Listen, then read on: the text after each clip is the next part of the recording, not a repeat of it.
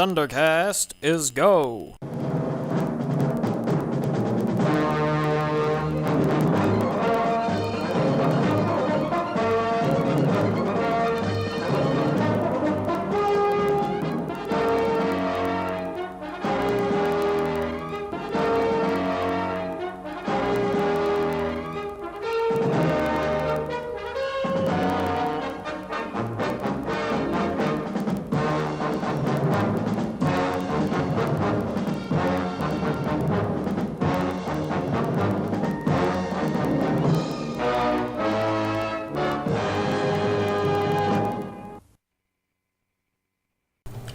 Hello everyone, and welcome again to Thundercast Is Go. This week we're looking at the latest episode of Thunderbirds Are Go, The Space Race. I'm Aaron Izzard, and with me here today is... Stephen Walker, hello. Right, so we'll just dive balls deep into this. I think we shall, yes. Okay, so... this story today takes place solely in Earth orbit, and for the majority, again, if you haven't seen it, spoilers ahead. The story today focuses on two groups. We focus on two Tracy brothers, and of course we get quite a lot of focus on Lady P and Parker as well. Always good to hear that. Yep, always good to hear that. Now,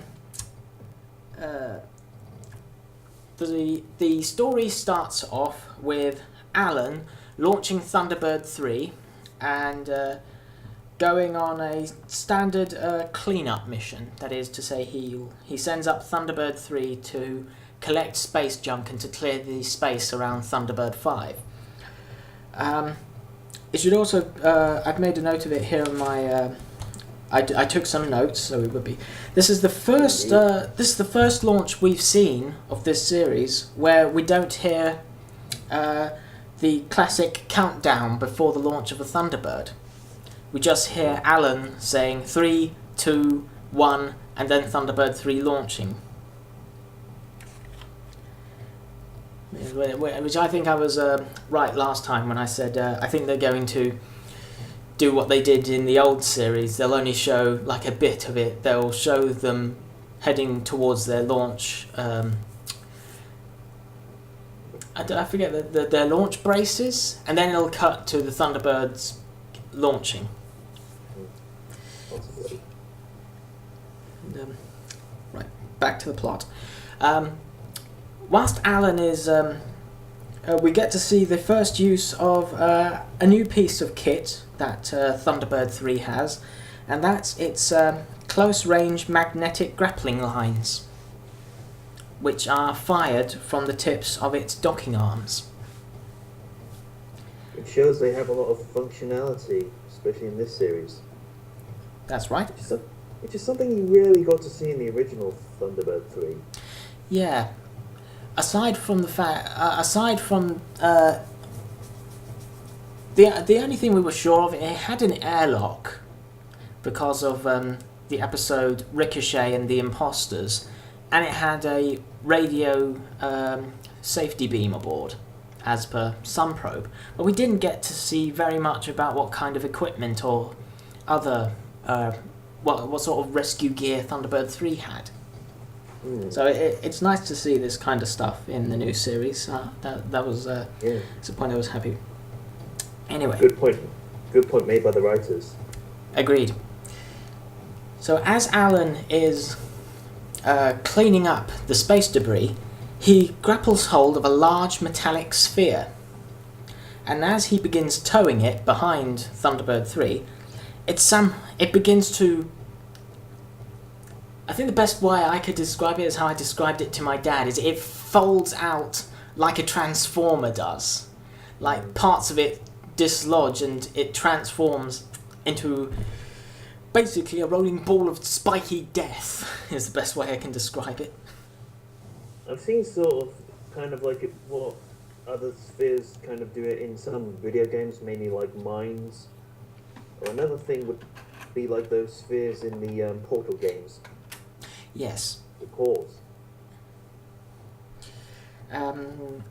Yes, and it turns out after Alan goes out, we get to see Alan use his hoverboard again, which I'm happy about. I liked seeing that, and we learn from Brains. Yes, Brains does get an appearance in this show. Brains. We get informed by Brains that it is a anti-spaceship mine left over from the global conflict of 2040. We'll go more into that a bit later. But unbeknownst, Alan has accidentally activated it and has initiated its auto-destruct system, which is on a timer, because they always are. And the mine has a small computer on board that is designed to locate and head towards the nearest spaceship. And worse off, this sucker's nuclear. So yes, it's a smart bomb with a nuclear warhead. Of course. Mm-hmm. Which, when you think about it, that's the sort of thing you'd need to knock out a large spaceship, especially a space battleship, if watching anime has taught me anything. So Alan gets the bright idea. I know what to do to save this thing doing damage to any ships in orbit. I'll lure this thing into deep space and let it just blow up in empty space, say between the Earth and Moon. However, they learn that the thing has an automated range finder that is linked to Earth. So if it drifts too far from Earth, it'll automatically detonate. So Alan has to basically play chicken with a nuclear warhead in Earth orbit. And that's where we get the title of this story for this week. They do discover that they can shut down the mine manually, but they require a key code. Again, as always, of course you do, because you don't build yourself a nuclear death machine unless you have an effective way to turn it off. There's always a fail-safe with these type of devices. Of course, because you wouldn't want to store these things in a warehouse and suddenly have them blow up on you. Yeah, that would be bad for press. Yes. If only people like Lex Luthor could think of stuff like that. If only. John then calls up the records after Alan does some very fancy flying and gets in close enough to read the thing's serial number. However, due to very bad photocopying, John can't get the last digit of the code for the shutdown. And that's where Lady P and Parker come into the picture. And we get to see the limelight shine on them a bit more than last week's two-parter, as this is very much a Lady Penelope and Parker episode. We get to see a very good character development for them this time. Of course, so Lady Penelope and Parker go to the National Archives where all this MOD information is kept, and naturally they have to deal with those bloody automated answer things, which I liked that they poked fun at that. I really thought that was a good move, poking fun at that. That is a good way to modern it up, to include modernization into the series. Because I think we have all experienced that at some point, where we've just had that frustration of talking to a robot over the phone. And it goes, if you wish to listen to customer services, press 1. If you're getting frustrated, press 2. If the likelihood of ever talking to a real life human being, press 0. Yeah. So, in fact, both Penelope and John experienced that. So, yeah, I really like that. And the fact that the desk clerk was more concentrated on keeping her job than on some quote-unquote life and death situation, I think that that again, I like that because I know how snobby those bastards can be. Priorities. Yeah, priorities. You're doing it wrong. Yeah. So, meanwhile, we get some amazing. Whilst Lady Penelope distracts the clerk, whilst the clerk gets the manager, and she stays in the lobby. Parker then heads down into the archives to search for the said document. And whilst that's happening, Alan is, again, like I said, he's playing keep away with a nuclear device in orbit, and we get some amazing visuals of Earth's commercial space fleet. So impressive. I can't give them enough praise for the special effects department on the job they did. Plus, it makes me wonder what other things will be happening in terms of possible future space missions, because that just opens up a whole line of possibilities. Yeah. If we're lucky, we may even see rescue missions on other planets, or maybe not other planets, but like the moon. I'd like to see the international rescue deal with the a rescue mission on the moon. Yes. And let's see. Just checking my notes. We also get some of the wonderful and we further get some great character interaction between Alan and John during the sequence where he's trying to keep the mine from homing in on the other ships, and also at the beginning of the episode when when Alan says, "Great, I'm on cleanup duty." He's like, "Well, you have been asking for action, so be careful what you wish for." And then he goes and picks up a ruddy atomic mine. So, irony. Exactly. But going back to Lady Penelope and Parker, we get to see an amazing action sequence with Parker moving stealthily through the archives, in which he's in constant contact with John, and he says one of the best lines, and I love this. I want Parker to use this again in a future episode. He says, "Grey Ninja to John Tracy. I'm now in the main archive. Please guide me to the next destination." He's like, yeah, sure, Grey Ninja." I love that. That bit made me laugh. Yeah, I love that bit. And to also point out, I saw somebody online, he put the reference that the way that Parker was moving through the facility and, well, the archive in general, it reminded him of Spider-Man for some reason. He just came up with a funny thing saying, what if Parker was like, "Who am I? I'll tell you who I am. I'm Spider-Man." "Oh, bloody Spider-Man. Now come over here and get a punch in the face, you villain." I believe that was MJ Knight Yes. on YouTube. If you haven't seen his review of Thunderbirds Are Go, the space race, I suggest you do, because it's he's already done reviews of both Ring of Fire and of Space Race, so I suggest look him up. He's a great YouTuber. He deserves more subscribers. A great guy. He is. We also get some, which I'll talk about that at the end. And it's amazing. I mean, Parker, despite him being very spry, we do get the odd funny line, like when he jumps onto a platform and goes, "Ugh, me back." Here we go again. Exactly.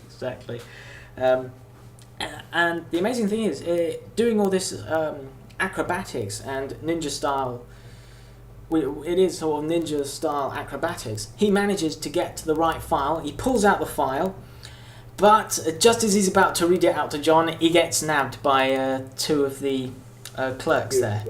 Two of the security guards, yeah. So, I'm afraid things have gotten a little bit difficult, John. And then, of course, we then get to meet the head of the facility. I think he was the manager. I think. Yeah.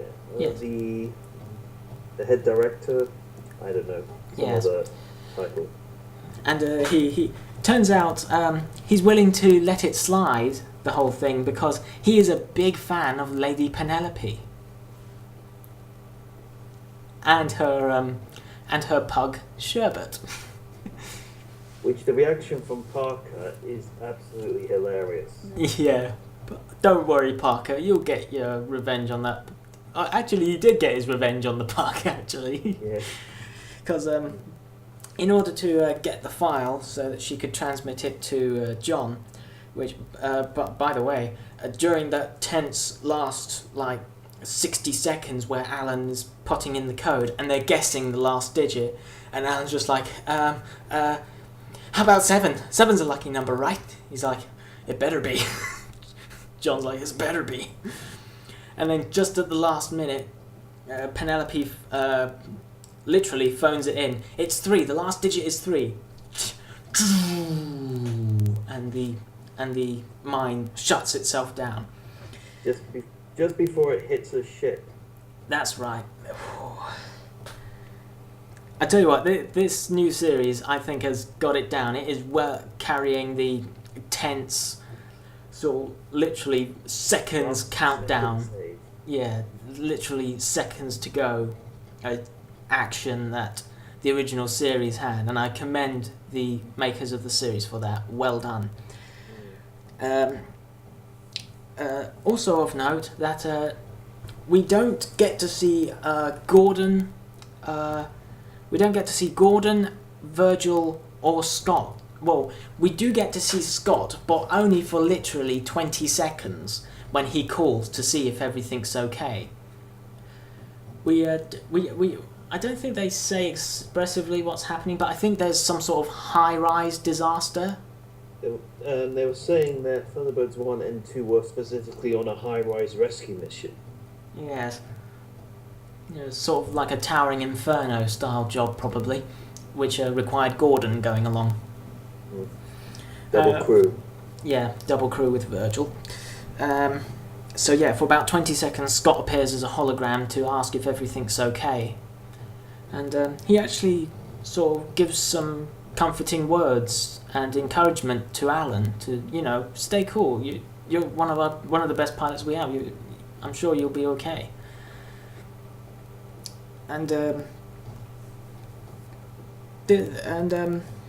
So yeah, they literally, with seconds to spare, shut down the mine, and it's also. But the way that Parker distracts the manager is by getting him to hold Lady Penelope's pug Sherbet, and Parker literally takes photos with a cell phone. With the manager saying, "My kids are going to be so jealous." Was that the line, or was it something else? Yes, he definitely said, "My kids are going to be so jealous of me."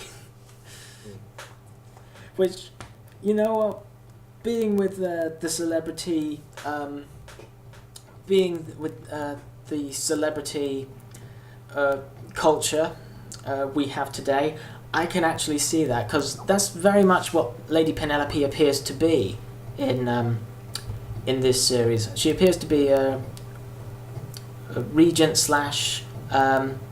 celebrity.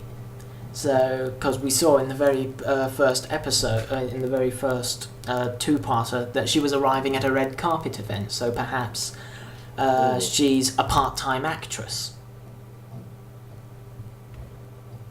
So, or something that deems some sort of wide following. Indeed. So, now with the plot discussed, let's discuss some notes that I made for discussion at the end. Let's talk about this global conflict of 2040. Now, this implies that there was a mass global war that lasted only a year or only a few months of the year 2040 that saw the extensive use of orbital weapons, spacecrafts, and orbital anti-spacecraft mines.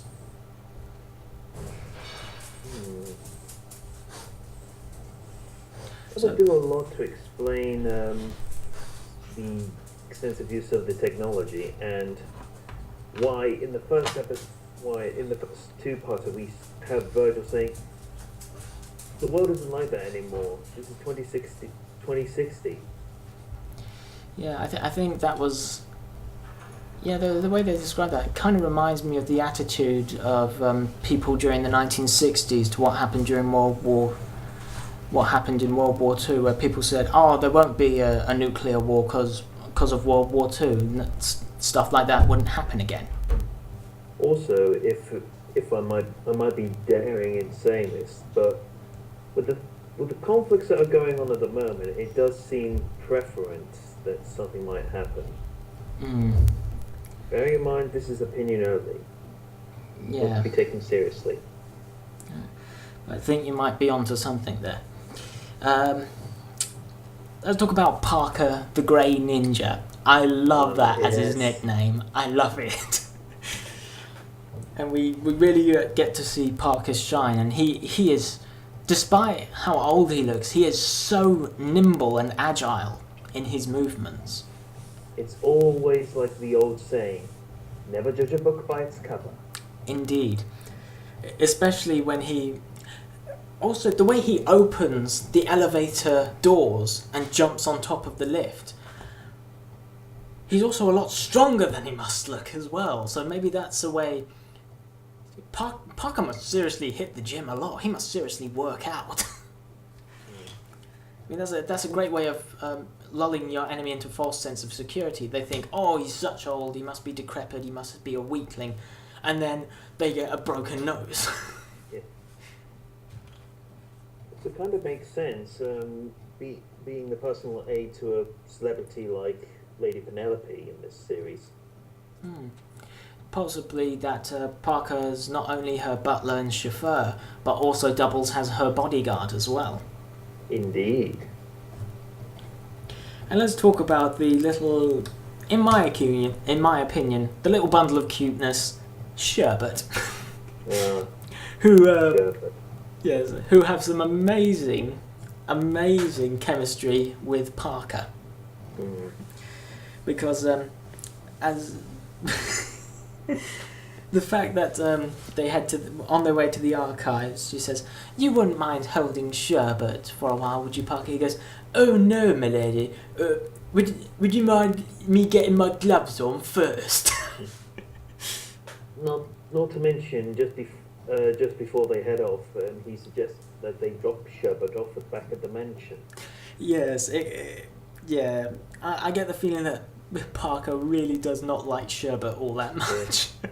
I think also the look when the director says the world famous Sherbet, his look just says it all. Exactly. I literally would take a bullet for this woman. Cool. I don't know what this woman pays me, but it's definitely not enough. Yeah, I like the fact that he sort of got his own back, because the way that Sherbet was looking, Sherbet did not look happy being held by that director whilst Parker was taking, and Parker was just taking far too much enjoyment out of taking those pictures. Yeah. Okay, next up, this is the first episode of the series where we see Alan in his first solo mission, where neither KO or Scott are along with him aboard Thunderbird 3. This is Alan by himself. Even though he's technically only clearing up space junk, this appears to be his first mission solo. Which is kind of interesting to see. We also get to see just a tad bit more of the interior of Thunderbird 5 and some more of the holographic displays as well, which are amazing again. I may sound like I'm just echoing what I said in Ring of Fire, but I agree, the interior of Thunderbird 5 must when we do finally get to see the interior, the massive interior of Thunderbird 5 in its entirety, my mind will just be so blown. I seriously want there to be a figurine that combines with the small Thunderbird 3 in the toy line. Agreed, so do I. That would be such a missed opportunity if they don't do that. Yeah. What else? The Earth's space fleet. I actually mentioned this to my dad, and when he saw some of the clips I showed some footage of it to him, he kind of agreed with me. A lot of the shots of the commercial spaceships and Earth's vast space fleet are very reminiscent of the Virgin Comics run of Dan Dare. If you look at a lot of the artwork depicting the vast space fleets, it's very similar. So I think that some of either the art director or some of the designers might be looking to the pages of comics past and present to get inspiration for a lot of the space stuff, which I like, because I kind of liked the sort of the Virgin run of Dan Dare, because it was kind of a pseudo remake / sequel to the original Eagle comics run, which I really liked, and I also liked the update to Anastasia and the Kingfisher, and of course the Space Fleet spacesuits. But that's a topic for an entirely different video. Although saying that, does this mean we may get some stories which featured from the Century 21 comics in the new series? I hope so much. Indeed. We already mentioned the character. One other thing to note about the characters in this is we see that we see Brains and Max. Brains says, "High five, Max," and Max goes to give him a high five and goes, "Do slow." Yeah. Because I think Brains learned his lesson from Ring of Fire when he gave Max a high five, and he goes, "Ow!" First rule, you do not high five a robot. You're just gonna shatter your wrist bone doing that. Terminator 2 taught me that. It was the first Thunderbird launch without the classic countdown to it. I couldn't notice any specific references, but I did notice just this one, and it was sort of just passing, and I knew it was a reference to something, and I was constantly thinking to myself, what's that a reference to? And then it just hit me like that. It's when Parker is hanging off of one of the walkways to avoid the guards, and one of the guards says to the other, "Have you seen the new X-14? And the other guard says, "Yeah, I mean, it's pretty good, but it ain't no Thunderbird." And then it hit me, oh my god, that's a reference to the Imposters. Really? Because in the, for those that don't know, in the original series story, The Imposters, a team of criminals posing as international rescue fake a rescue and emergency to break into a national archive in America, where a lot of Ministry of Defense papers are, what is it called in America? Not too sure. Well, the American equivalent to the Ministry for Defense, and they steal blueprints and plans for something called the X-14. And the X-14 was meant to be a spacecraft capable of speeds of accelerated light.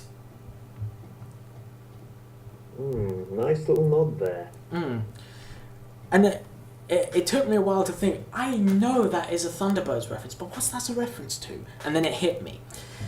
And I thought, that is a nice reference for the dedicated fans. And, but yeah, that's everything of note that I've got down. Do you have anything you'd like to add? One point that I would like to add is that the one of the security guards for the episode was voiced by none other than famous British TV presenter slash celebrity star on TV, Reggie Yates. For this particular episode. That's a shame, that, because I have no idea who Reggie Yates is. I'm sorry. I don't watch enough British TV. Yeah, he was on the BBC programme Smile for a while, and then he was a DJ on Radio 1 from most of my knowledge. Well, there you have it. I don't listen to a lot of Radio 1. Or BBC Radio, for that matter. I should do. Yeah, I don't think I've got anything more to add, other than I liked the I liked the interaction the characters had, the banter going between John and Alan, especially at the end when John says, "So, up for some more excitement?" He goes, "No thanks, I'm happy just collecting space debris." Well, also, one thing I'd just like to add in was that the ending track used for the credits was different from the first episode. That's right. The ending, the music on the ending credits is effectively a redux of the opening title music. Which is another nod to the original series. Yeah, which I think they might, which I think is now going to be the sort of dedicated Thunderbirds theme now. Because they've got it on, like they had it on the trailer for the new series as well. So I think that's going to be the new dedicated Thunderbirds Are Go theme. And I can't think of anything else to mention. Well, I'm looking forward to next week's episode, Crosscut. Oh yes. Which apparently will be featuring the mole. Yes, and I've seen a couple screenshots, which I won't spoil anything for any viewers who haven't yet, but all I will say, it looks to me like it's basically a palette-swapped version of the original mole. That is to say, all the bits that were grey on the original mole are yellow, and all the yellow bits on the original mole are now grey. Which are, apart from the large drill bit on the front, but I don't have a problem with that. I quite like it. I like the fact that they've kept it, that it's a large drill, the cylindrical drill section is still on like a caterpillar trolley, and that will separate and drill into the ground. But I do have from some of the screenshots that they've shown, I do have a couple of ideas. But I'll save those for when we do the next episode. Also, I think, I have nothing more to add other than our final thoughts. What did you think of this episode? The first sort of dedicated space episode for this series. Well, it was nice to see how they managed to, while still keeping the fact that it was a shorter running time than the original, they still kept the sense of suspense going throughout the episode. Agreed. And it was nice. And it was nice to see them working on characters that, for the most part, they didn't really feature much on their own in the original. No. And for the new series in the first episode, it's nice to see them using these characters in the second official episode, if you don't count the two-parters mixed into one. Yeah. Yes. All I can say is I enjoyed the action, I enjoyed the suspense, I enjoyed the nail-biter right up to the end, the nail-biting conclusion. I love the character development for Lady P and for Parker. I liked the interaction between John and Alan during such a tense situation, that they were both able to keep cool heads and keep level thinking. I loved the visuals. This episode was visually magnificent. The special effects and visual effects departments did a fantastic job. Well done, fellas. And yeah, all I can say, yet another really great episode. I think this series has found its footing, has actually found its footing, and is going to is either going to stay just as good as this, or it is just going to get better from here. Indeed. Well, I have nothing more to say on that. Do you? I think all that's been needed to say has been said. Well, in that case, I've been Aaron Izzard. And I've been Stephen Walker Emflorgo. And we will see you all again for the next week's episode of Thundercast Is Go, Crosscut.